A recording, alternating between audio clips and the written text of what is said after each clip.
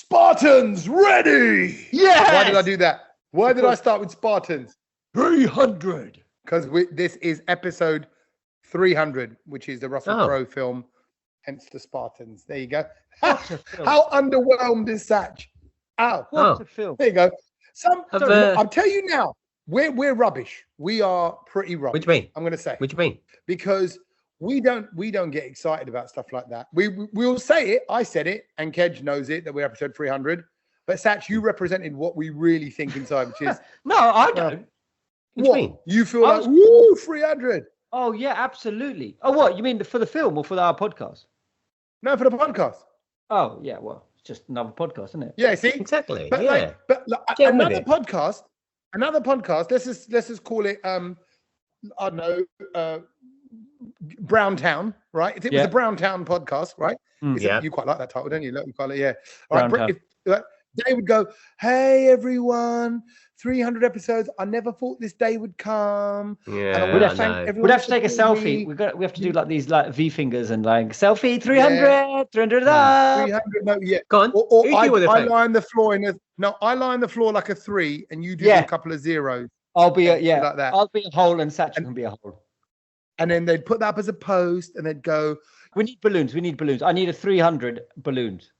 Maybe you just got 3 balloons, 1 on each nipple and 1 covering your privates, and maybe it's a circle of balloons on you, a circle of balloons on Sach, or Sach, you can have the 3, and I'll have the 0, whatever one, whatever way. But either way, it would be a full-on post.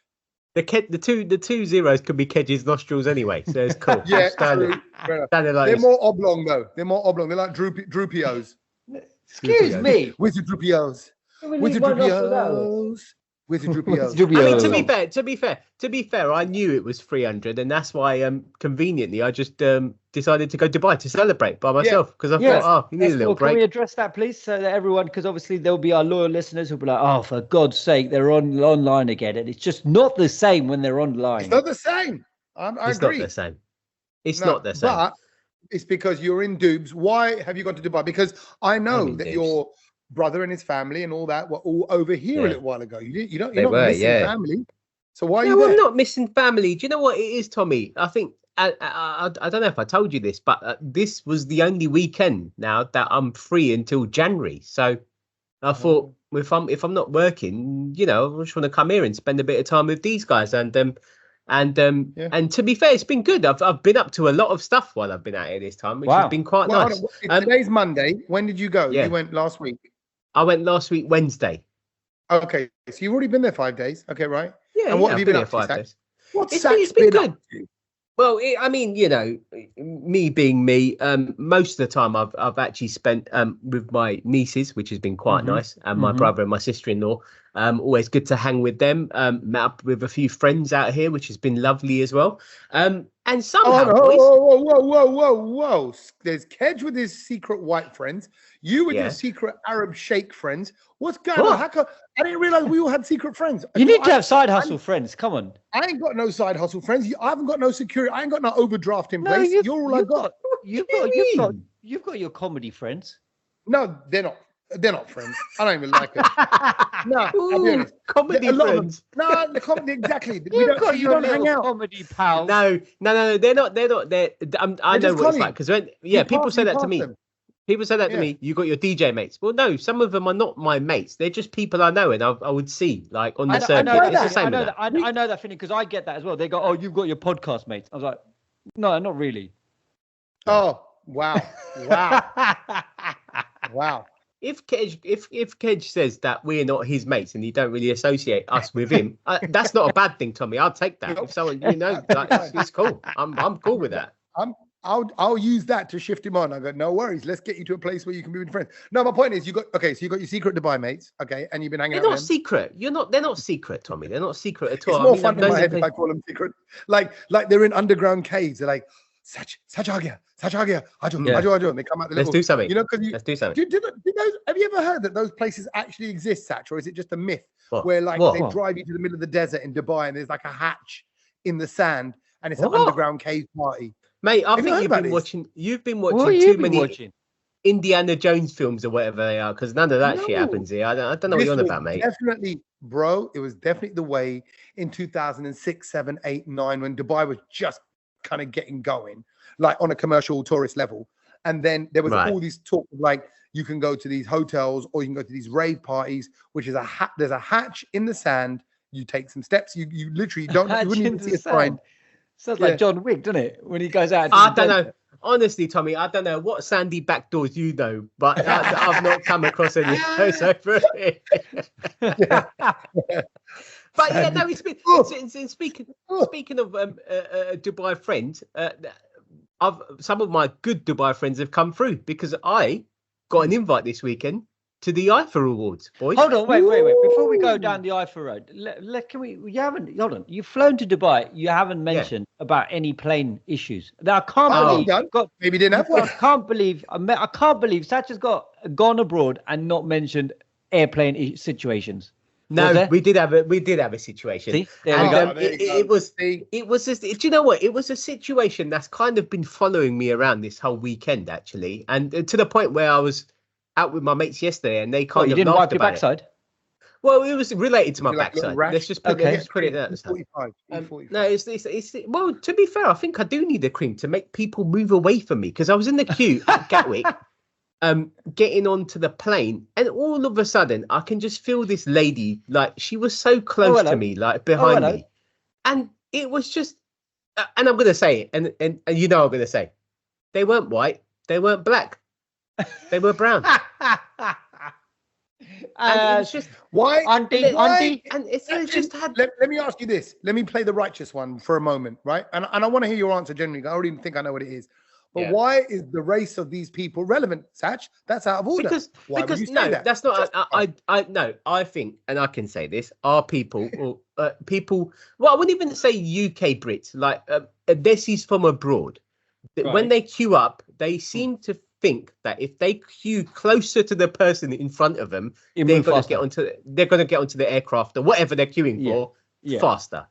So it doesn't. So they were almost in your jitter. I mean, it felt like I was going to give her a piggyback to get on the plane. It was that close. It was. Yes, wow. I love that. You know what? That's the sketch. So in my head, she steps closer, then she slowly starts to climb up. Do you know what? It was like, it's funny you say Ajay, because it was her. She had her 2 kids and her husband, and they were right pressed up against me. Like, and I was just like, was the husband on top of her? Like, they were just. It could have been. I could have been carrying 4 people, Kedge. Like, they were so close. This Kaki was grinding on me, and I was just like, I just need to get on this plane, please. Just stop. I think it's a threesome. I think that's what it comes Why are you so close? Before we even got to Dubai, all of that kicked off at Gatwick, and I even done it. Do you know what? Because obviously I was wearing a rucksack at the time, and do you know what? I took a step backwards on purpose. Right. Yeah. Right. Because I was just like, you bounced into her. Yeah, I was like, you need to get away. She wasn't old, auntie. She was quite a young mum. No, she was like she was a young mum. She probably had 2 kids were about 3, 4. Like they were just about walking. But they just seemed to think that if they were, I don't know, maybe it was like a magnetic field that it attracts people towards me, and they just sort of cling on to the back of me. I've said it before. I'm going to say it again. Right? There is a pushy gene in many Asian people, and I think that comes from being from a nation of 1.5 billion people, that there's something in the mindset. And you've got to push, and you've got to push. Go. If you don't push, you're going to get left behind. You got to fight. Whilst we are sort of half taking a mick, I think I like all these observations. I like seeing differences in the way in which people conduct themselves or carry themselves out in public, whatever. Because what I've noticed is sometimes, like, let's say I get cut up by a Desi brother. There's a lot of Asian guys that are driving Deliveroos and Uber Eats and all that, right? They cut you up. And if you look at them, right, you go, what are you doing, right? And I'm angry. Yeah. And they put their hand on it. They know. They put their hand on it. Sorry, yaar. Yeah. And you're like, oh, you're just a sweet. You don't even know. No, but that's why India's traffic works, because basically there's no rules, there's no lines, but you cut people up. You keep squeeze. Yeah, but no one cares. No one gets stressed. They're all working within 1 millimeter square radius of the rickshaw. Yeah, and as I said, that sort of theme, I think that moment at Gatwick kind of set the theme for the rest of my trip. Because obviously, I just said I went to the IIFA Awards yesterday on the Sunday, so I didn't actually go. Yeah, Sach, it felt like every Tom, Dick, and Harry went to the IIFA Awards. There was a lot of. To be fair, I didn't see anybody, which was quite nice. What you're really saying is, you saw a lot of coverage. What I'm trying to say is that the IIFA event was always something very exclusive to get to and very difficult to get into. But all of a sudden, it now just feels like an influencer event where it's quite easy to get tickets. Okay, only because I only had one experience at the IIFA in 2011, and what I'll say is you've obviously got all the celebs there and all that celebrity VIP side, but then it's a show for the masses, for everyone. Yeah, of course it is. Yeah, of course it is. Yeah, but. Can I say the pictures? I'm going to let you describe it all, Sach. But the pictures I saw from what you said, it looked like the Oscars. It looked more glamorous than ever. I think. Was it Abu Dhabi or was it Dubai? Yeah, it was in Abu Dhabi. Abu Dhabi at the Etihad Arena. It took an hour to get there. Yeah, it took an hour to get there from Dubai. Quickly, it was across the road from where I DJ at the F1, so I knew the area exactly where it was, and I was just like, this is quite sick. I've never been here, but managed to. So it's weird because I had tickets for both days, the Saturday and the Sunday. Obviously, the Saturday is the big one with all the. I think Shah Rukh Khan was hosting, so it was like the big. The actual awards where they give out awards to the all the big actors and actresses that were there. But I couldn't make it. I just couldn't make it on the Saturday. So I was like, all right, cool. I'll go on Sunday with my another bunch of mates. And the lineup was Honey Singh was performing. So I was like, okay, that could be good. Shilpa Rao was performing. I was like, she's got bangers as well. Did he do Sunny Sunny? He didn't because he done. Do you know what? Honey Singh was a massive letdown. All he did was his new songs that no one knew. Yeah, right. So that's why I was just going to ask that because do you remember there was did you see that clip in that video of him going around? Yeah. A few weeks ago, did we talk about this when he was saying, what is this blue pani, party, vodka, daru? He goes, it's so stupid. He goes, when I think back to my lyrics, I feel so stupid. It's almost like he's. Oh, well done, mate. Yeah, but I'm like, well, that's pop. That's like saying, come on, man, some of the best songs. Yeah, no, of course. And can I just say, his new tunes went down like a lead balloon. No one cared. No one cared. They were terrible. I think he's and as an artist, I'm sorry, you got to look at who your audience is and just give them the blue bunny because that's what they want. Yeah, and to be fair, it might be cheesy and it might be, but he covered that market and it was fine at the time. Exactly. Let's be honest. We still got Asian Bhangra artists talking about how they drive Lamborghinis and stuff like that, like from the 90s. I mean, that we're still getting those lyrics from the artists in this country. So it's not like it's like Asian music has got that much better.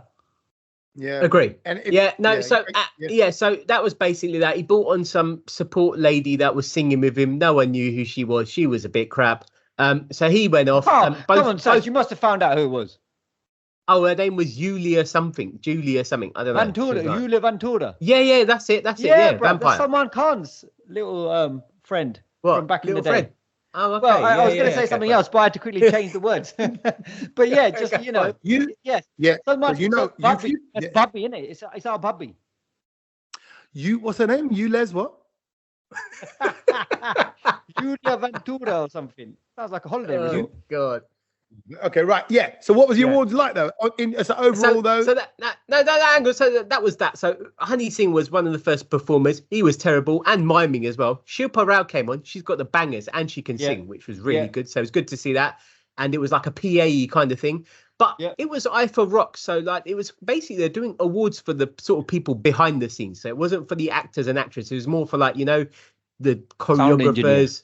The set design, all of this kind of stuff. IIFAs, which is the Indian Film Awards, right? There's 2 days. One is for the film stars and people. And the IIFA Rock, though, I thought was the music. It's for it was more music based. Yeah, for the people behind the scenes and in the music part of this movie business because music is such a big part of Bollywood, obviously. Right? That's right. So there's the film day and the music day, right? Yeah. So again, they were sort of giving out awards in between. Can I just say the only films that won anything were all flipping Shah Rukh Khan's films, which is ironic because he hosted the night before, which I thought, that's a bit of a coincidence. Okay, sorry. Can I just say, right? And I'm happy for you that he's going to say and it's a good. I'm going to say. No, come on. Let me finish my experience anyway. Ken. Right, go on. So that was that. They were giving. Can I just say, and Tommy, you would have hated this because I thought of you when I was there. They had that. Who was the fella hosting it? Siddharth Chaturvedi. Kedge, do you know who he is? No, Siddharth Chaturvedi. I don't know who that is. He's him and some other fella who's in this Stree film that were hosting it. And Tommy, they had an auto cue on the other side of the arena, and they were reading everything word for word, all the gags, everything. So did it sound like they were reading? Did it sound read? Tommy, they were reading it word for word. Like even all the gags and everything were all written out. And I was just like, this is like, you're just standing there. There's a massive video wall on the opposite end of like the flipping arena that the whole arena can see as well. That like the whole arena can see what you're about to read. It was terrible. Yeah. You know what was quite funny? Where did I see it? And it was some presenter was talking about it. It was an English like presenter. And they said, because the auto cue was, oh no, that's what it was. It was like on top of the pops. Because on top of the pops, they had an auto cue and they'd have the crowd behind them. And then there'd be people over their shoulder moving their mouths to the words. Yeah, to the words, yeah. And that's what it was. I was there like with my mates and I was just reading out what they were about to say. And it was quite hilarious. We were just having a laugh between ourselves. I was just like, this is just, I could have gone on stage, and been the presenter. It was, but you know what, putting all of that aside, obviously the headline act, and I haven't seen these guys, Shankar, Ehsan and Loy. And we're going on the borderline territory. Yeah, no, I know there's three. No, we're not, because I know there's three of them in this case. For the other one we did. But can I just say, obviously, I know all the tunes that they've made. You know, they've made bangers from all the sort of films around the late 99s and 2000s. I've never seen them live, and everyone always says to me, "You need to see these guys." I think Tommy, it was you that was like, "You need to see these guys live." Shankar Mahadevan, particularly. Yeah, go on. And honestly, I think it's one of the best things I've seen. Please like him. Unbelievable. Yeah. But that's undisputed. Just bangers for days. And really, number one, like the way he's interacting with the crowd, like everything's just on point. All of like his musical bits. So like he broke down the whole of like Pretty Woman to like from bongos all the way to like the sax player and then like the keyboard and then the bass and you know, like as a music fan, you're just like, this is incredible. So good. Yeah. See, he broke down the song Pretty Women. Pretty Women just break down around Kedge. That's the difference. So there we go. The other way around. And he actually brought his two sons that sing as well now on stage with him. And so good. Honestly, I think they're probably better than him. They're so good. The younger one's my friend. His son. What? Come again, Kedge. The younger one is a friend of mine. What's I've met his name? him a few times. I forgot his name off the top of my head, but he's a mate. That's how good of a friend he is. Good. It begins with S. It's something like Siddharth. No, that's his dad, Shankar. I just said you're so funny. His son, he's been putting out videos for the last few years with his son, but you're right, he's a little powerhouse in the making as well. And if he's got his dad's warmth, because Shankar Mahadevan's, it's just his warmth. What I remember from his concert was that the way they banter with the crowd, and I'm sorry, I'm going to say it, he flirts with the older women in the audience in a good way, but not flirting like "hello, darling," not like that. Not in a creepy way. It wasn't creepy. No, it's banter flirting. You know, like he's cheeky. He's talking about, I don't know, husbands, and you know, it was just good, fun, friendly, cheeky auntie banter that he had, and I just thought it was amazing. Yeah. And can I just say that was a concert that I met Akriti Kakkar, and I heard her sing "Kal Ho Na Ho," and I was like, and I was also a bit wet behind the ears because I was new to Asian media. I'd never really seen someone perform Bollywood songs live. So when you hear it live, and the Shankar Mahadevan's great, Akriti's obviously so great, you go, whoa, what? I remember that night was so distinct at the Royal Albert Hall, I think it was as well. So no, good. I'm so glad you enjoyed you enjoyed it. And that's what I mean, like, but no, they were the three performances that happened, and then there was like loads of other bits and bobs and like other actors and actresses coming on handing out awards. But it was just, do you know what? Like I've got to say the organisation of it was terrible. Like it was really bad. Yeah, really. It's meant to start at 6:30. It started about 8:30. Standard Indian timing. Yeah. Doors didn't open at 5 o'clock or whatever. They opened at about 7:30. And obviously, you know, as I said, people were grinding on me in Gatwick. It was even worse. It was even worse there. Like there was this uncle. Party. There was an uncle. It was a P Diddy party. There was an uncle behind me, and he was speaking like a P Diddy party. He was speaking full on like you know, like rough Gujarati. Like he was from the ghetto. Surat. Yeah. He was ghetto, and he was chatting behind me, and like, you know, he tried to speak to me like in English, like, you know, oh, like, you know, where you from, kind of thing.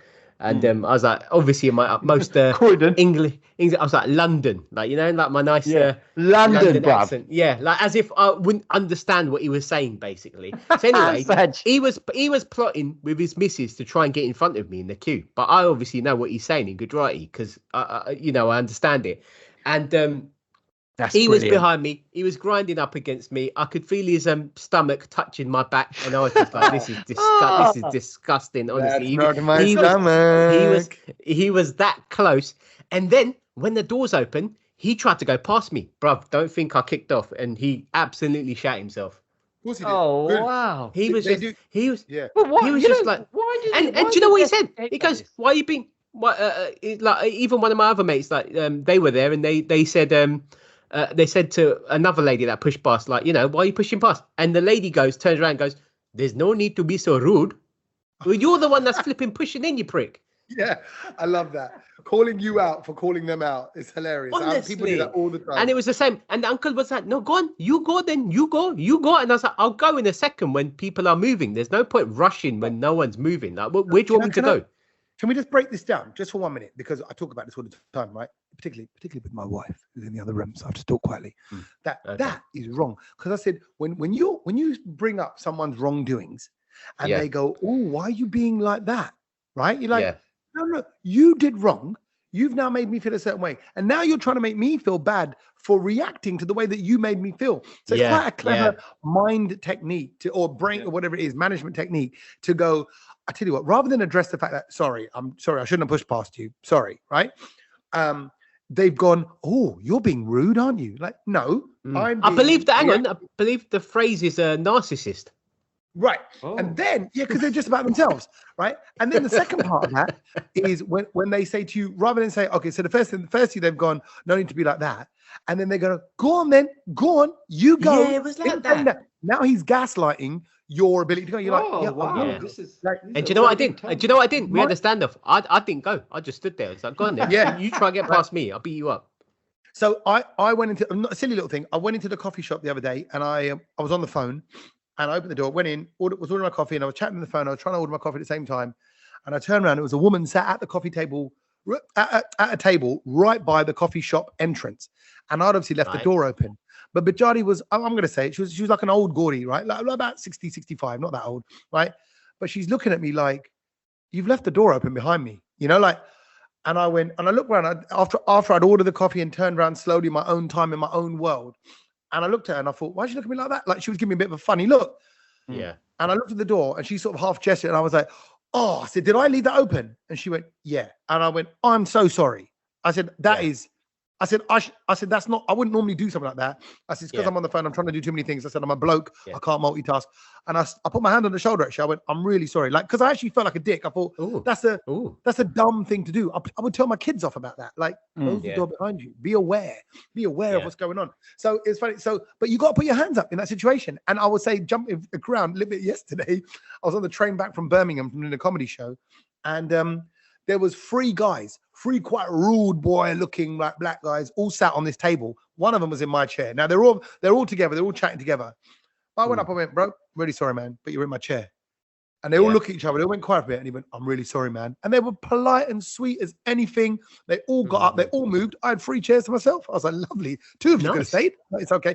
But what I mean is, when it's time to put your hands up, you got to put your hands up and go, look, I did that. Yeah, of course. And I hate when people don't do that. And it was funny because, do you know what I did in that instance when that was all kicking off? I did think about Kedge and I was just like, he's someone that would definitely not even, he would be pushed around. People would go past him. Oh no, he'd be the pusher. To be fair, I thought about it. I was like, I'll be with the Kaka pushing. No, honestly, I don't think he would. No, Kedge wouldn't push. Kedge would go, look. See that side over there? Yeah. He was like, look at this guy. Let's go for that. Oh no, it's clear that way. Let's go that way. He'd take different strategies, but you're not rude, Kedge. Kedge wouldn't do that. Yeah, there was but there was just no need to do that. Yeah, sorry, just because I'm now all these memories coming back from things that have triggered me over the weekend. Sach, you started it, but like obviously I don't have hair, so maybe it's me being a bit like. There's something, is it me or is it something a bit nasty about hair? Like hair in the sink, hair on the floor, other people's hair. When I see hair, where does that come from? I don't know. Wow. I think I'm developing like a thing where I find hair a bit disgusting. Does that make sense? Like, I don't know what it is. It depends what kind of hair. Right. Okay. So this guy comes on the train, right? Short and curly. No. No, it weren't pubes. It was this guy comes on the train. He's about 70, right? But he's got a full head of grey hair, right? Long. It comes to, but he's a bit random looking. He's got green trousers, he's got a red shirt, he's got like a leather waistcoat. So he's a bit like, I tell you what I want to say, like a bit like Mr. Majika meets Wurzel Gummidge meets the professor from Back to the Future, right? So picture that kind of slightly older, nutty, mad hair, but his hair was really wiry. Like it looked already thin, like you'd rubbed a balloon against it and bits of it were standing up, right? Right. So it's looking like that. And I'm looking, and he's sort of huffing and puffing and looking at his watch a few times. He's a bit of a character. He's looking around. So he's caught my eye a little bit. And I'm looking at him. I'm looking at all his bald. I'm looking at the way he is. I thought, good head of hair for an old boy. But, you're looking at it thinking, it definitely needs a load of sarun da tel in there. Like, even I would like to get the sarun da tel, the mustard oil out and give him a good old tail nutrient. You get arrested for that, P. Diddy. Yeah, apparently you can't get your tail out unless you're P. Diddy. You can't get any tail out in public, right? But then he started combing it. Now, this is the bit I found this guy, and he had a proper, what we call a gungi. What do you call a comb, by the way, just out of interest? What's your word for comb? Gungi? No, gungi. Oh. Gungi? Gungi is a comb. Oh. What's combing Gujarati, Kedge? It's a Natio, yeah. Natio? What? You're going to comb your Natio? What? Why would you do that, yo? Hey, it's good that you want to make a nice impression at your party. Bro, I'm gonna Batio no comb like yeah. Sorry. Batio is comb. That Batio. With a D. Well, like that is teeth. So it's like teeth. Batio. Yeah. Oh, it's like, because it's got little teeth on the comb. I bet you're wrong, Kedge, because we're gonna now get all the messages. You're gonna go, no, it's not that. Right. But either way, he starts coming. To be fair, I don't know if that's Gujarati or Swahili, Kedge. Yeah, I think that might be Swahili, That might be Swahili. Yeah. Oh, God. And then, but he starts combing it.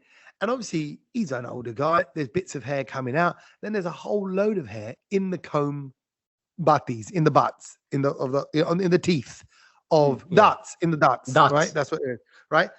And then this is it. He grabs the hair, pinches the comb, pulls it all out of the comb. Yeah. And then just flicks it into the room, flicks into the air. Now, the window in the carriages of the underground were open, so there's a bit of suction going on. So now his barn is moving around the air in the carriage. Yeah. And it's like 15, 16 strands. So it quickly disperses in the carriage. But I'm watching the hair movement. It didn't go towards me. It went towards where the suction of the window was. But I found that really I felt like that was, it's like picking your nose and flicking it. I felt like it was like that.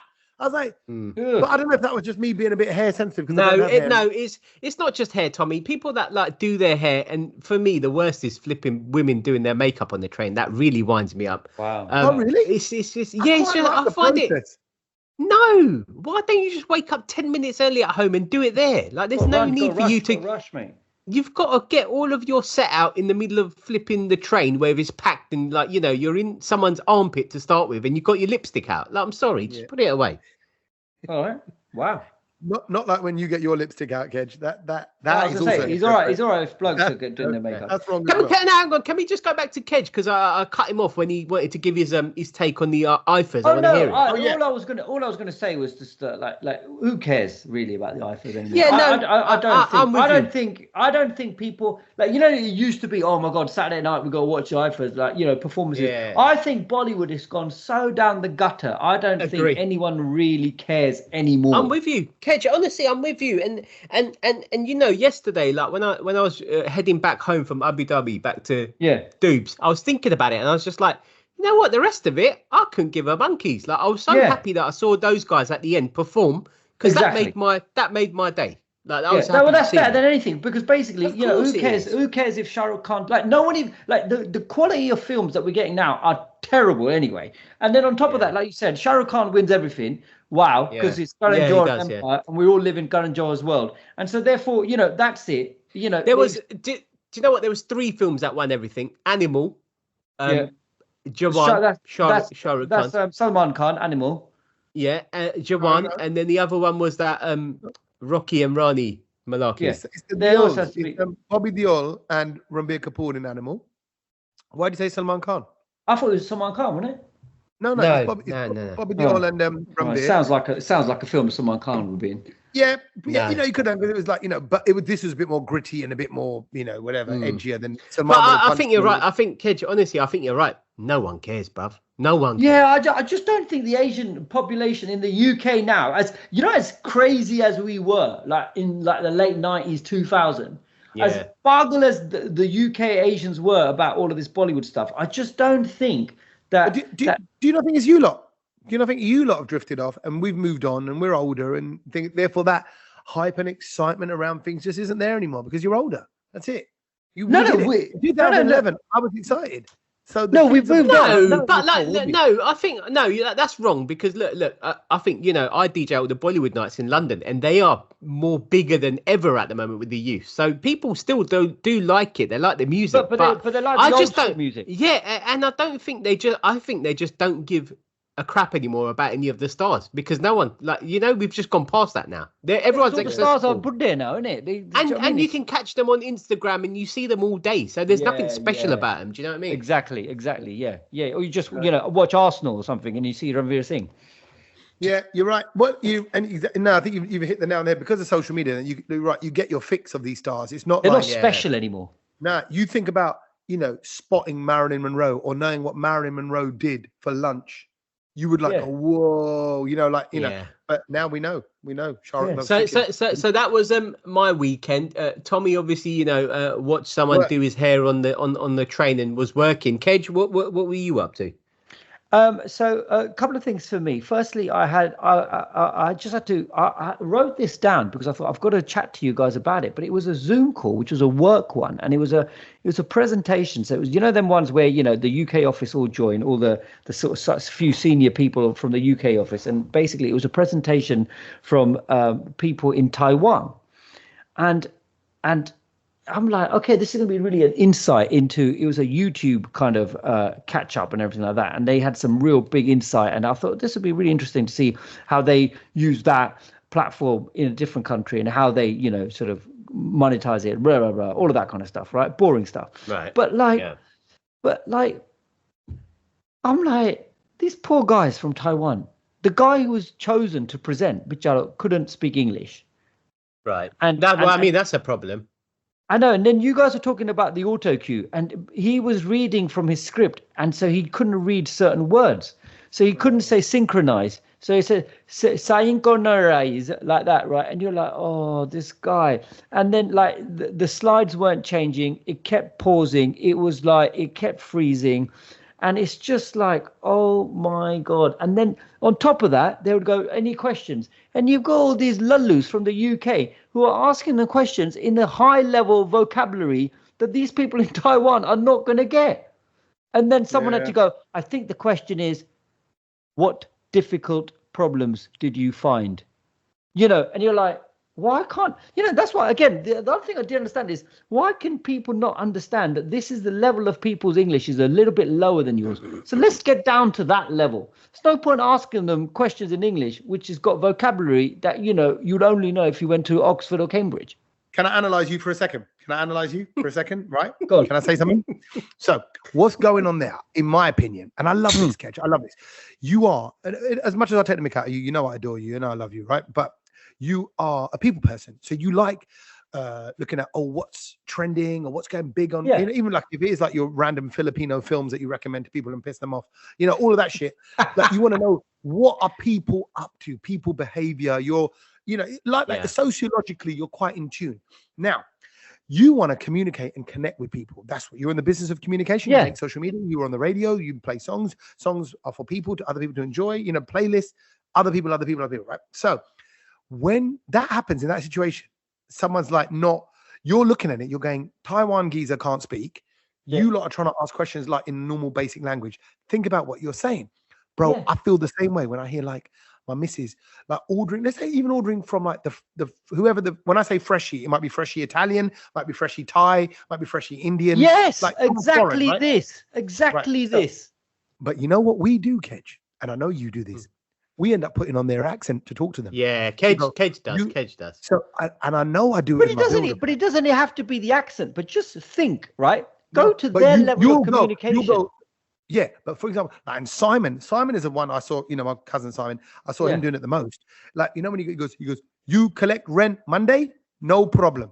Rent be here. No, but if the guy is struggling to speak English, he's going to understand that. So that's fine. I don't see that as being a problem, because the whole point is you need to communicate at a level where you both get it.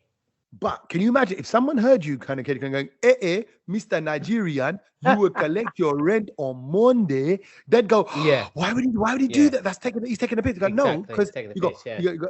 But I mean, it's different. Nigerians are actually very articulate. Their English is like Queen's English. They're like a bit like typical Indians when they speak very properly. My granddad used to do that. He used to write cards like, yours faithfully, with much love, and it was just all that very formal way of sort of army sort of style talking. Yeah. But I definitely think, dumbing down, if that's the word, to your English. I don't think it's dumbing down. I don't think it's dumbing down. I just think you should have the intelligence and the IQ to hit the level of who you're chatting to. I just think they probably just picked the wrong man in the office. Why they should pick someone who can speak English? Yeah, I know, and exactly, and again, it's down to the management and bosses, and this is the problem. All the managers. Maybe it was a bet in the office, and they said, old Stephen over there in the corner, he can't speak a word of English. He's going to go on the call with the London team. And it's a wind up, and it could be. We don't know what's going on in their office. Well, one manager came up to me who was really senior, and he comes up to me, stands next to me, taps him, and he goes, "Kedge, what the F is this?" And he just walked away, and he didn't even stay on the call. I was at that Consumer Electronics Show in Vegas, which is the all new product show, which I was doing gadget reviews on. It's done in January every year. It's a big show. All these different brands are there, and there was a washing machine there, which was being displayed and talked through to us on camera. I'm interviewing the guy by a Japanese guy. Right. He couldn't say front loading. Right. Yeah. They go front loading. And you go, what? I don't know what he's saying. And we did whole but he goes, and then obviously because the English isn't that great, he goes, the woman's using the washing machine. I'm like, oh man, you can't say, like, it's not just women, anyone use it. He goes, the woman's, they don't want to bend over. They no bend over, right? And I'm going, oh my God, like he's making it too disaster. Easy. By the way, this washing machine had a tilted drum. So like the drum is normally flat, facing out. That's quite clever. So in the door was tilted upwards slightly. They go, to save women trouble, bend over. Women no bend over no more. And then that was it. I went off on one. We didn't even use the clip. I went, oh what? So your wife doesn't bend over? I said, I want my wife to bend over, but sometimes she doesn't bend over. And he's going, yeah, I know. Problem with bend. So we did this whole bend over chat. The thing never got used. But I'm like, but I know what you mean. It didn't. And then I walked away. But I said the same thing. I said, they got the wrong guy there. Like, we can't use that now. It's just stupid. Wrong guy. I went from wrong guy to right guy because I bumped into somebody today at work who is one of my childhood heroes. And I was such a fanboy around it. And Tommy will know this. Tommy will know this person. Sach, you'll know him, but you won't know the excitement that I basically dealt with when I met him. But do you remember Andy Peters? Of course. Me, I was so excited to meet Andy Peters because he was in the broom cupboard back in the day when we were young. Yep. And was he? He's had his hand up. Who? Gordon the Gopher, Ed the Duck? Which one? No. That was always Phillips. He was Phillips Schofield's left-hand hand. No. There was one. There was Gordon the Gopher and Ed the Duck, and I think Andy Peters had one as well. Oh, I think it was Ed the Duck. He didn't do the voice for it, but he did have one with him. He did have one with him. Okay, go on. And what did you make of him? What do you think of him? Well, I just loved him, and he's, how is he not aged? No, he does look good. He still looks the same. He still looks the same. I mean, his skin is incredible. He still looks so good. I love it. Good. It moisturizes, isn't it? He's got cocoa butter regularly. Cocoa butter. Yeah. But you're right. He's still got the mad energy. Okay, so my Andy Peters stories is this. Firstly, he at one point when I went for an audition at Channel 4, I was like 22, 23 years old. He was like the head of like recruitment there, like for presenters and diversity. At Channel 4? Yeah. And yeah, so I remember I met him there for an audition. And then obviously he disappeared for a bit. Then I saw him pop up on other, like, and Chris Moyles used to use him on Radio 1 for some fun stuff. And now he still pops up on Chris Moyles' show. But I'll be honest. Well, now he does all the holiday stuff on Loose Women as well. And Good Morning Britain. GMT, yeah, all that kind of the kind of like, God, you know, you can win a £50,000 thing. Yeah, and actually, this morning. Look, I'm going to say, I'll tell you straight. He's a broadcaster. He's been in the game a long time. I think that's below him. I think he should have a chat show. He should have a game show at least. He's playful. He's hard, isn't it? He's experienced. Mate, he's one of the best. He is one of the best. He'll have a lot of experience. Lot of experience. He's like, you know, he'll have as much experience as like your Noel Edmonds and people like that. Mate, he's better. I would say if he was given a chance, I would say he's better than Ant and Dec and Stephen Mulhern. This guy is up there. Stephen Mulhern, yeah, maybe, but not Ant and Dec. Don't you can't knock Ant and Dec, bruv. You can't. No, I'm not knocking them. I'm not knocking them, but I'm saying he's there. He's on par with all these people. It's just that you know what it's like in this country. It's difficult. It's difficult. Yeah, and so that's what. But I was just excited to see him because it made my day. You met a presenter for me, Kedge. I felt like I was turning into you this weekend. First, I'll go to these award shows. First person I meet comes over, and bruv, I'm proud to say he knew who I was before I even knew who he was. And he is. I'm not going to say his name just because of you'll realize why. It was a diplomat who represents Uganda, which is where your mum's from, Kedge, right? Yeah. And he went, Tommy Sandu. I went, yeah. He was obviously Asian looking, but he had that kind of different kind of African Asian accent that Ugandan people, Desis have, right? Yeah. And I went, yeah. And he went, oh, I'm trying to learn. And he pulled out his card and he goes, I'm a diplomat for Uganda. I went, wait, you're an actual diplomat. He goes, yeah. And his card was really minimal. It just had the Ugandan flag and what his office was and his name. Right. It was almost like, like proper. Men it's proper. Black. With a black. Yeah. And I went, let me ask you this. I said, you can kill someone, can't you? You can do what you want, right? And he goes, well, I can park anywhere. And I went, oh, okay. He didn't want to say that. He goes, you can park. He goes, I'm not gonna do the accent. He goes, you can park anywhere you like. And he was smiling ear to ear, like that's the best thing about the job. And I said, and he goes, anytime I'm going to come to Uganda, let me know. I've got his card, Kedge. We're going to Uganda and we're going to reconnect with your mum's roots. And then we'll go to the villages and we'll probably go to a village where everyone looks like you, Kedge. I'm like, oh my days, what's happened there? But totally. But when do you ever get to meet a diplomat? Because one thing we know about diplomats is, firstly, they go around with those plates with the D on the plate, so you know them. Yeah, which I love that. And a flag, maybe little flag. And apparently they're above the law. All diplomats are above the law. They can do what they want. Really? That's it. Really? Nice. There you go. So I was doing my bit for the Ugandan massive. It's pretty sick. So that is pretty sick, to be fair, Tommy. Good you met a diplomat, because I don't think I've ever met one. Kedge, have you? No. But I know one thing, Tommy, that you probably met, and I know Kedge definitely won't, and I definitely won't have as well, and that's a bacon butty. What? Oh, yeah. What do you mean? You don't. Sorry, Sach. I know you don't eat much meat, but you don't eat pork either? No, I don't eat bacon. No bacon. Okay, would you have a sausage?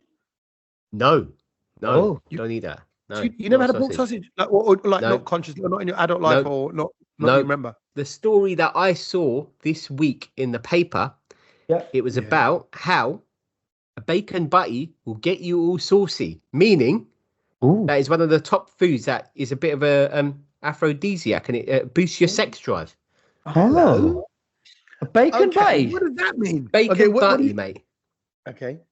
What do you...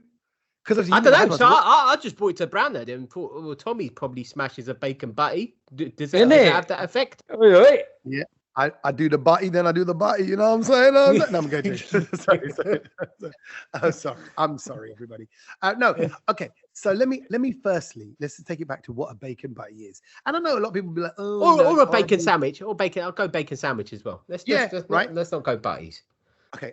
I have got so many. I'm from the East End of London, where bacon sandwiches, and as well as all over the country, but working class areas and bacon butties go hand in hand. Some people call it bacon cob, bacon roll, bacon batch, bacon. They have different words for the rolls, or whether you put in a roll, buttered roll, not buttered roll, brown sauce, red sauce. It's a thing. I remember. I was working at my uncle's markets in Whitechapel as a bit of work experience. Right. I was like 13, 14 years old. I'd never had an egg and bacon butty before. And they went and got them from the calf, and the egg was runny and the bacon was inside and it was a bit stringy. And it was probably one of the finest things I've ever had. I don't think I got saucy at that point because I was only 13 or 14 years old, but I can see, I tell you why. I tell you why a bacon butty might be a food that gets people in the mood. It's because it's a bit wrong, because it's a bit naughty, because it's like it is a bit saucy itself, because it is a bit gristly, because we know bacon's not great for you. Big white buttered bread isn't great for you. But I mean, to be fair, I'm thinking about it. I'm just like, well, I mean, I don't like this. I don't even like the smell of it. And like, I'm just really? There's no reason why I could think that makes you want to do that. Like, it's just because the two things don't go together. Yeah, because like normally aphrodisiacs are normally like chocolate. Chocolate's one of them, isn't it? Well, yeah, but they're more like they can be more like what's the word, like herbs and spices and that kind of thing. So like turmeric, the good old haldi powder is the one. And that's why, yeah. And that's why curry is a known aphrodisiac. If you want to spice up your life. Oh, actually, to be fair, Kedge, that's number 5 on. I've actually got the top 10 list. Why do you think you had the uncle trying to rub you up your backside, the auntie at the airport? Yeah, he must have had curry. Fresh curry. They had a fresh curry, mate. Yeah. And it explains the population issue in India. Everyone's eating curry and they're breeding more. And absolutely getting it on. But I like that. I like the fact that it but then I was thinking about also. Shall I tell you the magic in the curry that helps you increase the production of testosterone? Go on. The fenugreek. Methi. That's the one. Yeah, well, but then you stink after that. You stink after that, brother. No, who said that though? That is nonsense. You do. All your pits and your sweat glands and shit stink of methi. Even when I do the kasuri methi, when you crush up kasuri methi, your fingers and hands are going to stink. Yeah, straight. But you can wash your hands. It don't go away. It embeds itself quite quickly. That's what I'm saying. It's a different kind of. It takes to you in a different way. Like so often I'll cook and then go pick the boys up from school, and then I'm in the playground and someone will go, "Ooh, someone's been eating a curry," like that, wow. And I'm like, "Can you smell it?" And they're like, "Yeah," and I haven't even eaten it. I've just been around the tarka, and it's the methi. It's the methi that gets him. Crystal methi. It's there we go, mate. For sure. But then I was thinking about it. I was like, all right, that's a bacon butty. Then I was thinking, what kind of desi foods would get you in the mood for that? Like, I mean. And then I thought about it and I was like, well, I think Kedge, I know Kedge well enough. He's probably going to come out with something like dokla or no, actually a little bit of nasto will get him going. Oh, I was going to say, you can't just say food you like. You got to think of food that somehow leads to the art of lovemaking is what we're really getting at here, right? Yeah. We're saying that the bacon butty, it's kind of, because you think it's small, it's light enough. I guess if people are eating it, it's not like, oh, you're going to have 3 aloo wale parathe and fall asleep. This is like, oh, a little saucy bit of porky, little bunny bit of action. Therefore, it's got everything going on. It's sweet, it's naughty, it's sticky, it's comforting. Bang, there you go. That mirrors, I feel like I'm being crude and rude for no reason here. That mirrors, getting it on. So, a nice bit of pork in between 2 buns. I mean, that is essentially the art of doing it. So maybe it's their own though. I don't think there's a universal dish. I don't know. I can't think of a universal dish that maybe gets like all Gujaratis horny. Why is it going to be Gujaratis? It could be anyone. No, any. That is asking me. No, it's not. It's not Gujarat. I'm just saying, what desi dish is the equivalent of a flipping bacon? Is it a varapa? No, what about Ras Malai? I think Ras Malai gets everyone a little bit excited, doesn't it? I think it's probably dessert based. I think for desis, it'll be like, I was actually thinking, because you know what it is? you see women getting very excited about ras malai and gulab jamun and ice cream. Even guys get very excited about ras malai. So yeah. Do you reckon that's a dish? It could be, boys. It could be. I think it could be, because it's just the word, what it sounds like. Yeah. Ras malai. Yeah, ras malai. You want to malai my ras? Yes, I do. This dude. It's dude. There's, you get a little bit of a thing in the middle of it, and then it's lumps. There's lumps. Yeah, lumps. Yeah. My love. There's dude over lumps. Oh, by the way, can I just on that point just say hello to Peter? Peter, who's listening to the podcast, who is a good friend, number one, an avid listener, number two, a big fan of Kedge more than anyone else. I find weird, which makes me not want to hang out with him anymore, Pete. Quite sad. But by the way, he runs a great restaurant, Gungeons in East London, Gants Hill. Lovely food. Go there, great food. And but he also he said to me, that there's points in the podcast where he listens with his son, and his son goes, "What's that mean?" He goes, "You don't need to worry about that bit." And I'm like, there's good and ras malai and dud and I mean that's it. We've just put the poor boy off ras malai for life. He's never going to eat it now. No. So he goes, I have to edit it out. And then he goes, and now I've realized I don't put the podcast on in the car on the way to school. It's my listen on the way back from the school run when I'm home. So thank you, Pete. Oh, can I might as well while I'm on a Pete one, because he also told me Long Legs was the shittest thing he's ever watched ever, Kedge. Oh, no. Terrible recommendation. Don't worry, Tommy. I'm going to come on to that a bit later as well, because I saw something. That's a nice segue into things that we have seen this week. And can I just say, for every person who doesn't like it, I had two people at the podcast who said, Kedge, I love everything that you recommend. I saw Long Legs and I loved it. So I'm just balancing it. I'm just balancing it. Your mum and dad don't count. Your mum and dad don't count. Yeah. You can't count them in this. Okay, and I will pretext it with this. About 10 days before that, Pete was leaving me messages and he was going, "Can I say hi?" He goes, "I love the podcast." He goes, "It's great. You three are great. The way you chat is great. Yeah, it's like I'm there with you and I'm hanging out with you. Brilliant." And he goes, "And can I say?" He goes, "I think you're too harsh on Kedge." And Pete, I've known Pete best part of 25 years, right? So Pete's he's like family. Good feedback. Right? So good feedback. And I went, "Really?" And he went, "Yeah." He goes, "I think you shut him down too much and you shouldn't do that." And I went, no, you don't understand. I said, he goes, "What don't I understand?" I said, he's a prick sometimes. He's just annoying. I said, I've told Kedge openly to his face. I said, I've told him if we weren't on a show together or on a podcast together, that is very successful, I wouldn't be your mate. I don't like you. I like the way I like the fact that you rub me out. Okay, I don't need all yes people on the podcast. Sach is going to have his opinion. He don't give a shit what you think. He don't give a shit what I think. Sach literally don't give a monkey's about. Anyway, if it's crap, no, I'm sorry, mate. It's crap. Good luck to you. See you later. And Kedge, you think everything's amazing, and it's not. Yeah. Right. So it's like two extremes. So I've got all this going on, then I've got people telling me that I'm being too mean to you, and I'm like, no, you don't understand. He deserves it. Yeah. To be fair, I had that a few weeks ago, and they were like, "Oh, you've been mean to Kedge the past few weeks." And I'm just like, honestly, you have no idea what it's even like before we've even pressed record on the podcast. He's pissed me off on the way here. I'm annoyed already. Instantly, you don't realize. So that's it. Yeah. What my point about Pete is, Pete was like, no, Kedge is great, Kedge. And then he watched Long Legs and he went, "Kedge is a knob." I went, "Thank you. Now you know. So that was and just carrying on that theme. Can I, seeing as we're going to do things with watch, can I carry on with the theme of Kedge is a knob? The film that he bigged up on the podcast maybe about 10 episodes ago, and he even went to the cinema. He even went to cinema to watch this one. Kedge, Monkey Man. Oh yeah, the Dev Patel one. Yeah, Dev Patel. Can I just say?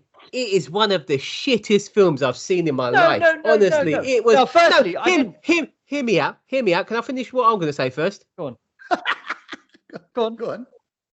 Yeah, so it's just honestly, if they're Tommy like this, and this pissed me off, and I know it just pissed you off as well. If there's every Desi cliche you can fit into like a film that's meant to be like a hero Hollywood film, he's done it. He's done like a car chase with a car chase, a car chase with a rickshaw. Right. Yeah. He's learning how to box and become a fighter, and the guy in the background's playing the doubler. I mean, sorry, but did Rocky have the doubler playing the background when he was trying to fight Mr. T? Like, did he have any? Did he have an Italian? Did he have like someone making pasta? in the background. Honestly, there was no story. He was like a shit budget hero, and the fight scenes were absolutely. It was just terrible. I was like, why am I watching this shit? I know Kedge bigged it up. It's gonna be crap. And do you know what? I come to think about it, I thought, all right, this went into the cinema. It was a bit like it wasn't a big cinema release. It was a cinema release. Then you didn't hear anything about the flipping film because it was just a waste of time. Yeah, but wasn't this honestly, Tommy? It was like a flipping massive Hollywood film that a person from Harrow would make, and a person from Harrow's made it. And honestly, it is something Kedge would buy on DVD in Wembley Market. It's that bad. Okay. Wasn't it a Netflix film? Didn't it go straight? Was it released on Netflix? Netflix said no to it. Yeah, Netflix said no to it because it was that shit. Honestly, there's no Netflix point to makes some shit. And can I just say, and can I just say, and this, I might get into trouble for saying this as well. For me, there was a lot of religious references in it, and I thought, I thought, all right, if you're not Hindu, then I don't really think you're going to really care about this. And it was just too much, in my opinion. I thought, wow. Anyone else that's watching this? No, what I will say for the defense on that is, it's Monkey Man. It is based on Hindu gods. Yeah, I know, I get that, but I still think you still need to make it appeal to the masses, not just a certain type of person. And that's what I think it did. I know what you're saying, Sach. I agree with that. I just think it was Dev Patel's first venture in making. Yeah, well, he needs to go back to being a Jaiwala and doing them kind of roles because he's better at it. He's better at it. Stop fighting people. You're not here to fight from people. You're from Harrow. Behave yourself. No, but all I'm saying is, and where I saw it from is that the guy is obviously he's always going to be used as the cliched Indian Pendu who works in the hotel or the thing. But sometimes the story behind this was that basically he had enough of always being casted as that Lallu in a Hollywood film, because basically you're never going to get an Asian hero. I get that. So but Tommy, I'm just going to put this out to you. Would you cast Kedge in an Avengers film? You didn't have to add the Avengers film line bit onto the end. No, but that's would you cast Kedge? No. Have you ever thought about Kedge in a role of no? No. That's what I mean. There's just it was so Kedge, and I was really annoyed on the flight because it was a 2-hour film. I know that a Dubai flight, you're watching 3 films and you're landing. The 2 of the 3 were terrible. It was a little bit long. It was a little bit long. It was just rubbish. I don't think I said it was amazing. I just think it was nice to see. You bigged it up. No, you bigged it up. No, you bigged it up. Kedge. No, we can go back and listen. You bigged it up. Okay, so that one's done. So so bad choice. Can I go into some of the stuff that I thought was excellent, by the way? What have you seen? Bob Marley, One Love. That was on the plane.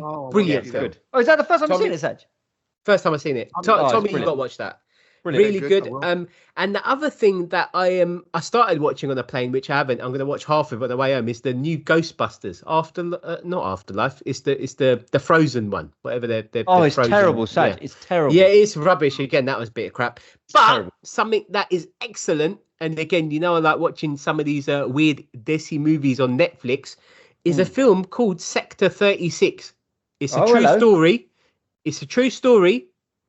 And I've got to say, it's very shocking. It's about a guy that kidnaps kids in a little village in India, all based on a true story. And there's older people and like ministers and stuff involved with it gets really deep. But honestly, great film. Go and watch it. Sector 36, very Sector good. 36, yeah, brilliant. Sexter? Are you saying Sexter or Sexter? You said Sexter, bruv. Yeah, Sector. What would I say, Sexter? It sounds like you said Sexter twice. That's I'm like, am I getting the name wrong? But yeah, Sexter. Cool. But the thing is, can I be honest? Harrowing sort of stories like that are based on real life. Like they do my nutting for a few days. Like they mess me up a little bit. And I had to go and research about what it was like afterwards because it was deep. It was deep, very deep. It honestly, it's actually something I watched on a bit of a. Slightly like, go on. Did you have one more to add? Did you see more? No, it's just I just said like the next day I woke up and I was still thinking about the film. It was one of them ones.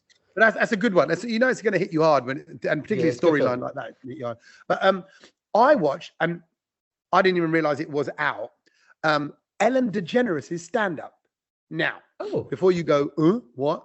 I've never watched her chat show. I never watched her, sitcom back in the day.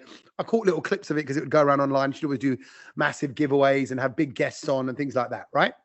But did you know she got cancelled? She got sacked 3 years ago. Yeah. Right. Yeah. Okay. So, do you know why she got sacked? Yeah, like it was like a toxic workplace, inappropriate things, and all of this kind of stuff. Right. They said that she was mean, right? Yeah. That she's a mean person. So she does this big stand-up special. Netflix. So bear in mind, she's lost her job. I can relate. She's been accused of something, and she's basically coming out, and this whole special is going, they just decided to cancel me because they decided I was this. She goes, I'm not. And then she started talking about, she goes, you know, I like to play pranks on people. She goes, I got a producer who gets scared very easy. So we started scaring him. Then that grew into scaring other people. And then it grew into this. And then guests would get savvy about it. So we started building underground tunnels underneath the stage so we could surprise them even better. She goes, oh. And then she does a joke about it. She goes, actually, when you say it out loud, it does sound pretty mean. But she goes, but I wasn't being mean. She goes, but now, you know how she could, well, actually, I won't say it.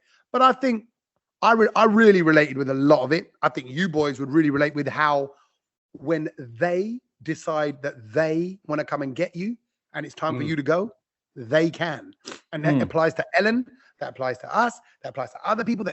That's it. No, that's wrong. That's mean. That's wrong. And yet we know others are getting away with all sorts of stuff, or even being actually mean, and they're getting away with it. So she's now, but her conclusion really was, screw it. You should care a little bit about what people think, but don't worry too much about what people think.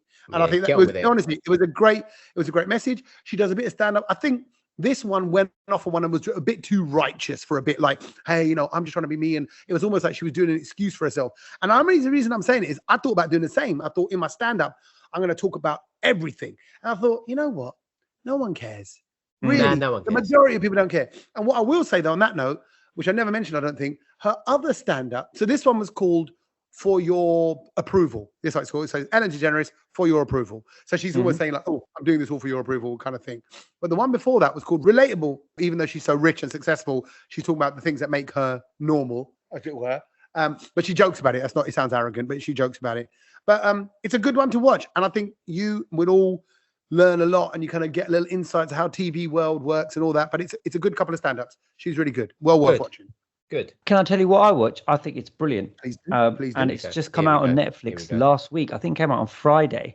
And I was basically just looking for some sort of nonsense to watch while I was having dinner. So I didn't want to really start anything new. And I thought I'll just put on some trash on the telly, open up Netflix, and it recommended Mr. McMahon, which is obviously Vince McMahon. The wrestling thing. I've started watching that. It's brilliant. It's so good. It is. Okay, so it's wrestling. I mean, let me recap. This is go on. Let me say this in, right? So I still don't know to this day right now who Mr. McMahon. I know Mr. McMahon. He's not this. He's not from India, bro. McMahon. Mr. McMahon. I don't know what it is or who he is, but I've now seen so much on social media that I feel like I'm getting the gist of things. But just explain for people like me, who is he? What is he? So Vince McMahon was like the kingpin of. Why are you saying it? Why are you saying like is Vince McMahon? Well, why are you saying it like a Mohan? Vince McMahon. Well, he's not from Ahmedabad. He's basically the kingpin of the WWF movement. He was the guy. Mithun McMahon. So his dad was used to run it back in the day, and it was all in different areas, in all over America, different time zones, and all of this kind of thing. And then Vince comes along, his son, he takes over it. And he basically creates WWF, which is obviously this massive dream, this massive movement that he creates. And it's so exciting because at any point in your life, if you watch WWF or wrestling, or you're excited about Andre the Giant, the Honky Tonk Man. You were going to say Peter Andre. I was going to say Peter Andre. Hulk Hogan, Sergeant Slaughter, all of these people, Bret the Hitman Hart, they're all in it. And they talk about how Vince took them to another level. You see WrestleMania 1. I mean, I wasn't around. I mean, I didn't watch WWF when WrestleMania 1 happened. But Mr. T was part of wrestling. Yeah, how he got people, like all of America's biggest names to get involved. Cyndi Lauper was a manager for female wrestling. I did not know that. For us, and what you'll love, Tommy, and I know why Sach is loving it as well, is just the vision this guy had do something that was just broke all. Don't get me wrong. There's a lot of controversy involved as well. But what the guy done, incredible. Tommy, you need to watch it. Very inspirational. Yeah, I'm 2 episodes down, and I just love, and the amount of people I've spoken to who've smashed it already in 2 days, all of it. And I was like, wow, it's so good. I think I've seen up to episode 3 or 4 or something like that. Oh, and it's still good. The video I've seen is brilliant. It gets better. Okay. The video I've seen is of a guy, and it goes, "This is me on episode 1 of whatever his name was, Vince McMahon thing." What's his name? It's Vince McMahon. Vince McMahon. But it's spelled McMahon. So it's McMahon. He's not related to Gurdas. He's not related to Gurdas. Exactly. No. He's a Montauk, right? But he goes, this guy goes day 1, and he goes, "Yeah, Vince is the man." Day 2, oh, some of Vince's stuff is a bit questionable. Episode 3, oh, maybe I don't think Vince is such a good guy. Episode 4, no, Vince is definitely not a good guy. And then the final one, he's like just broken. So that's the little. I've seen all the social media around it, but not. I think with again, it's a Netflix TV show. You've got to take all of these things with a pinch of salt. There's going to be stuff that they show that is probably not right and stuff, but I think for this pure nostalgia factor, if you watch wrestling and stuff, it is brilliant. Because you're just for me, I'm watching bits of it. I'm like, I remember watching that episode at 2 a.m. whenever it was on. It just makes you feel good. And you start seeing the WrestleManias and you're like, I remember that. And even the rise of Ultimate Warrior and why he didn't become the next Hulk Hogan. Yeah, it's so good. It's so good. Like you see the story of Hulk, Stone Cold, The Rock, how they all become Bret the Hitman Hart and what went wrong there. It's so good. Oh, brilliant. I remember I saw a clip this week of Arnold Schwarzenegger saying that he went to dinner with Andre the Giant. And because we went for dinner, he takes us to an amazing Mexican restaurant. We order loads of food. And by the way, Andre the Giant was known. He could drink like 100 bottles of beer. It was something ridiculous. The guy was a freak of nature and freakishly strong as well. So you might think, oh yeah, wrestlers, all that. It's all like that. And Andre the Giant, let's be honest, he looked a bit like, I don't know. He looked like an extra out of a movie where he's like plays the bad guy. He's just he was just that kind of twisted little weirdo. But he was actually a beast. And Arnold Schwarzenegger goes, we were there, and he goes, "No, Andre, let me pay. I'll pay for it." And he goes, "No, I pay." And he goes, "No. Look, it's fine. You brought me here. You looked after me so well." He goes, "No, I pay." He goes, and we both stood up to pay. He goes, Andre the Giant. He goes, "No word." This is Arnold Schwarzenegger saying this himself. He goes, picked me up with 2 hands under my armpits and put me on a cabinet so I couldn't pay. He just picked me up and goes, "There you go, you sit here." And he went off and paid. like he's a child or something. Child. And that's Schwarzenegger. So you think about what kind of weird Desi dud that Andre the Giant has grown up on. Ked, you're a toothpick for him. You're a toothpick for Andre the Giant. Absolutely. Ked, this your metaverse might just be Andre the Giant's chitter. You might just be living in that and you don't even know it. And there'll be plenty of room. Can you imagine? Oh God. And can I just add, there's 2 things I'm gonna see this week that I haven't seen yet, that I'm very excited about. Is tomorrow night. I'm going to see Janet Jackson in concert in Manchester with my sisters, which would be great because they love Janet Jackson growing up. And it's a bit of a kind of a little moment for the 3 of us to go and see one of the Jacksons perform still. So I'm quite excited about that. And then this Saturday, I finally get to see Diljit Dosanjh do his thing. And by the way, I didn't buy the ticket, somebody else did. And then what I might do is come out the stadium and record a video about how amazing it was, which is what every Asian broadcaster seems to be doing at the moment. Like, guys, I'm going to do that. I'm going there on Friday, so I'll do it before you, Tommy. Oh, yeah, I look forward to seeing these videos. Sach, go on, do it proper, Sach. Do it. And by the way, if you, Tommy, if you fancy a night out after the Diljit concert, can I just say I'm DJing in London on Saturday night, so you're more than welcome to come through. Okay, yeah, it's actually a Diljit after party at Sway. Where in London? Sway Holborn. Nightclub, Holborn, yeah. Lovely. I might well do. I might well do because actually, can I just say, for the first time in ages, me and my missus went on a bit of a date nighty thing on Saturday. We went to, she came with me to a stand-up show. I did a quick 20-minute set. Then we hopped around to a couple of different little parties. And we haven't done that in years. It was so good. I was like, you know me. You living your best life. No, but I don't go out. I don't go and enjoy anything. I'm always working at it or reviewing it or doing something like that. So no, I'm quite excited about that. Well done. And just while we're on the excitement vibe about Janet and Diljit, Sweet Bobby, the Netflix series, is coming out on the 16th of October. Now, we were all banging on about it.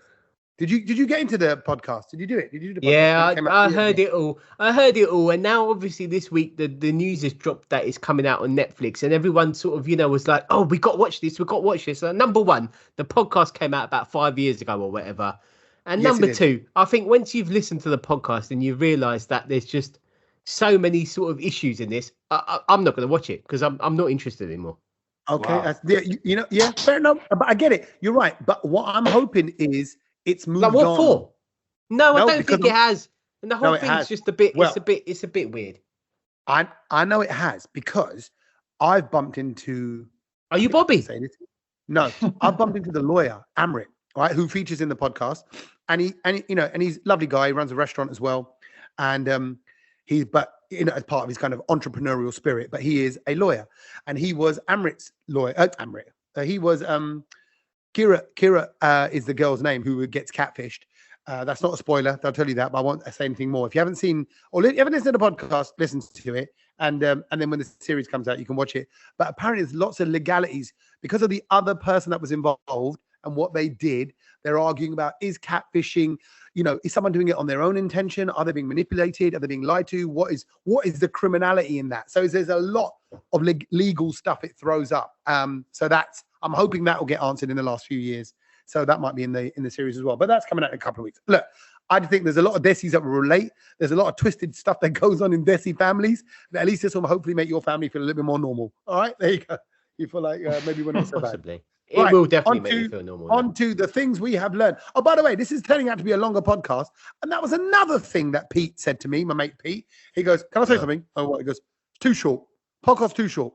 Because I need it to be a little bit longer. I'm thinking more like the hour and a half mark. And I think we're getting closer to that about now. So there you go. Pete, cheers. There you go. You're cheers, Pete. Yeah. Now, can I go first with the things I've learned? Can I go first? Yeah. The thing I learned this week is what the difference is between, and it is quite simple when you think about it, venomous and poisonous. Oh. Okay.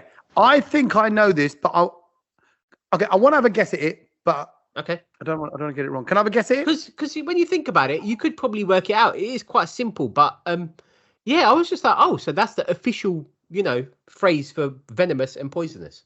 Isn't it that one will kill you and one won't? Is it something like that? No, they'll both kill you. Both of them involve dying. From both of them. One is venom from an animal. One you ingest through your mouth, and then one you get through or something like that. It's like a technicality. You're along the right lines. If something bites you and you die, it's venomous. That's venom. Yeah. If you bite something and you die, it's poisonous. That's it's good. And you're right. You could easily use those words in the wrong context. In the wrong context, yeah. And I was just like, that's the proper way. So you could say something. I ate something and it was venomous. No, you ate something and it was poisonous. Okay, yeah. So snakes aren't poisonous. Snakes are venomous. They're venomous. Yeah. Very good. Very good. See, and how many times you go, oh, it's a poisonous snake? You always hear that phrase all the time. Yeah. Incorrect. It's like, I'm sorry, I'm just being nitpicky now and a bit pedantic, but it's like when people say pin number. You're like, no, the N of pin is number. It's the number. Yeah. So it's like people saying, naan bread. No, naan is the bread. It's that thing. Yeah. Chai tea. Yeah. No, it's not chai tea. It's just chai. Like, that is, it's like saying titi. Titi is something else. Go on, who was go next? Oh, okay. So I've got a few, and I'm actually struggling to pick. I think I've got some good ones, actually. Okay. This is a quick throwaway one, because I'm going to give you this one first, right? Paying for something contactlessly, when you tap and pay. Yeah. Psychologists have analyzed it. That makes it feel 15% cheaper than getting your card out and tapping your card. And swiping your card and doing your PIN number. So, can you believe that? I can as well. I can believe that. Yeah. Because it takes away the formality of the transaction. I've just got my phone in my hand. And I've leaned my phone against this, and it's gone. So they said that psychologically makes that transaction 15% cheaper. I thought that was clever. There you go. Nice. That's one of the reasons why I don't use it on my phone. I've got it on my phone. I just don't use it. I prefer taking my card out still because it makes you think about it. True. You're right. You're no, because then you legit think about it. Otherwise, you've forgotten about it if it's just off your phone. Wow. Totally. Wow. Go on, Kedge. Okay. Round the off. My one is basically I discovered this week, and I did not know this, that Star Wars was based around the teachings of the Tibetan monks, because apparently George Lucas, before he created Star Wars, he actually went all the way to Dharamsala in India, lived with some Tibetan monks, and he was actually got very close to a Tibetan Buddhist teacher called Zenzab Zerkong Rinpoche, and he loved the way he taught him things about all of the Tibetan monks and their teachings. And the whole thing about the Force, may the Force be with you, and all that is quite strongly linked to the Tibetan monks. Oh. And Yoda the character was based on this monk, and it was drawn to look like him. The monk never saw Star Wars or anything like that, but that was how Star Wars was created, because it's all based on the Tibetan monks. And I can see that. Actually, now that you said that, you're right. Force, belief, good, evil. Yes. Those are all, and maybe then I'm not taking anything from Star Wars. It's a great film, and it's obviously done the business, but maybe that's what's given it that appeal. So because it's like layered in this wicked history that these Tibetan monks have got, that's what enriched it.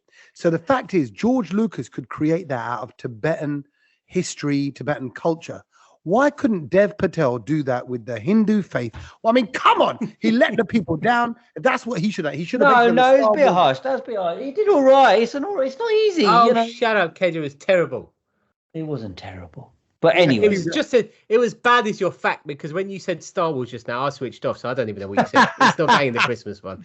Right. Put it out there. There we go. Now is the point that everyone can switch off. So you can all drift off, and we will catch up with you next week when we do this all over again. Yes. I might be in this house, I might not. And now you can all switch off. Well, actually, you can nearly all switch off. Not quite yet, because just a little reminder. But maybe we shouldn't even mention it. Should we just allow it? What do you mean? No, we shouldn't allow it. Because it's virtually sold out. There's only 4 seats left. Another event virtually sold out? Yeah. Was it 8 seats, Sach? What's left? Yeah, something like that. About 6. So but was no point mentioning. Okay, I'll say it anyway. On the 11th of October, I think we mentioned this last week, we are at a restaurant called the Tandoori Lounge in Hornchurch, again run by friends of ours. And we decided to do a little quiz there. And we're going to do that quiz on the 11th of October and just have some fun, interactive games, that kind of stuff, just over a bit of a curry, just for a bit of fun. So if you would like to come, there are tickets available from tlevents.co.uk. That's the one. tlevents.co.uk. Or you can see the details on our Instagram, on the Brownload Instagram. If you want to go, if you can't quite write it down now, just go check out the Brownload Instagram. Look out for the quiz poster, the big Brownload Desi Quiz. And then if you want to come down, if you want to be one of those people grabbing those literally last 6-7 tickets, the restaurant's virtually sold out off the back of the last couple of weeks. So we'll see you there on the 11th of October, but we'll catch you next week before then. So until then, are you going to be there? Are you going to be there? Me? Yeah, there. No, there as in your house next week. Probably. Oh, okay, cool. Kedge, going round. He's cooking. He's cooking. I'll be honest. It's stressful. Right, it got pretty tense in the last couple of days because we'll be like, sorry, I asked. I know. I think we're just being, for want for a better word, fannied around a bit. So I'm like, come on, let's get on with it now. Okay. So, get on with it. We'll see what happens next week. We'll have one more send off from here next week. That'd be nice. Lovely. Love it. All right, boys. Until then, laters.